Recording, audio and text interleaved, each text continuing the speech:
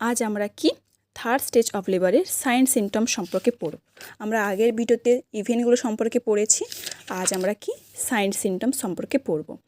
কি না, একটা রয়েছে মেমব্রেন বলো বা প্লাসেন্টা বলো, সেটা সেপারেশনের আগে কিছু সাইন সিমটমস রয়েছে আর সেপারেশনের পরে কিছু সাইন সিমটমস রয়েছে।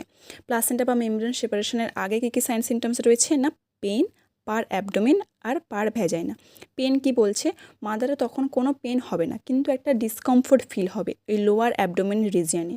কি বেবি তো ডেলিভারি হয়ে গেছে, সেই জন্য কোনো পেন হবে না, লোয়ার অ্যাবডোমেন রিজিয়নে একটা ডিসকমফোর্ট ফিল হবে। কেন না, ওই যে ইউটেরাইন কন্ট্রাকশনটা হচ্ছে তার জন্যই মেইনলি মাদারের ডিসকমফোর্ট ফিলটা হবে। এবার কি না, পার অ্যাবডোমেনে কী বলেছে না, ইউটেরাসটা ডিসকয়েড ইন শেপ হবে, ফ্রিম ফিল হবে এবং নন ব্যালোটেবল হবে। নন ব্যালোটেবল মানে কি, ব্যালোটেবল কথার মানে হচ্ছে যে বাইরে থেকে যখন আমি ইউটেরাসটাকে ফিল করতে পারবো, শুধু ইউটেরাসের ফান্ডাসটাকে নয়, ফুল ইউটেরাসটাকে যখন ফিল করতে পারবো সেটা মানে হচ্ছে ব্যালোটেবল।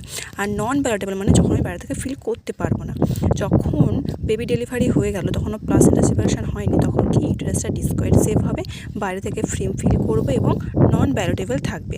কিন্তু কি হবে না, ফান্ডালের যে হাইটটা, ইউটেরাসের যে ফান্ডাসের যে হাইটটা, সেটা কি বিলো ডাউন হবে আম্বেলিকাল রিজন পর্যন্ত, মানে আম্বেলিকাল রিজনের নিচে নেমে যাবে। যেহেতু ফিটাসটা এতক্ষণ ইউটেরাইন ক্যাভিটির মধ্যে গ্রো করছিল এবং জিফার স্টার্নাম পর্যন্ত ইউটেরাসের ফান্ডাসটা এক্সটেন্ড হয়েছিল, তারপরে যখন বেবি ডেলিভারি হয়ে গেল তখন কি হবে না, ইউটেরাসের যে ফান্ডাসটা সেটা কি করবে, বিলো দ্য আম্বেলিকাল রিজনে চলে আসবে।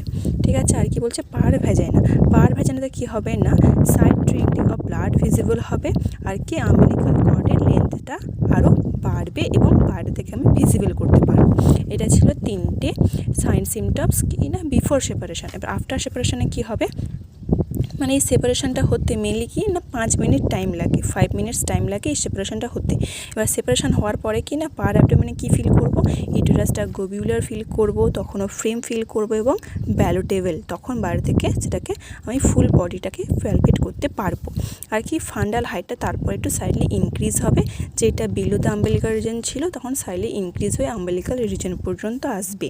আর কি সাইড বালজিং ফর্মেশন মানে হবে, সুপ্রাপিউবিক রিজনে মানে বাল্জ ফর্মেশন হবে। কেন না, যেহেতু লোয়ার সেগমেন্টের ডিস্টেনশন হচ্ছে, লোয়ার সেগমেন্টের ডিস্টেনশন হওয়ার জন্য সুপ্রাপিউবিক রিজনে কি বাল্জ ফর্মেশন হবে। এটা ছিল পার অ্যাবডোমেন। পার ভ্যাজাইনাতে কী হবে, তখনও ভ্যাজিনাল ব্লিডিং দেখা দেবে এবং আম্বেলিকাল কর্ডের লেনদেনিংটা আরও বাড়বে এবং পার্মানেন্ট একটা লেনদেনিং, মানে কতটা লেন্থ রয়েছে আম্বেলিকাল কর্ডের সেটা পার্মানেন্ট আমি বুঝতে পারবো।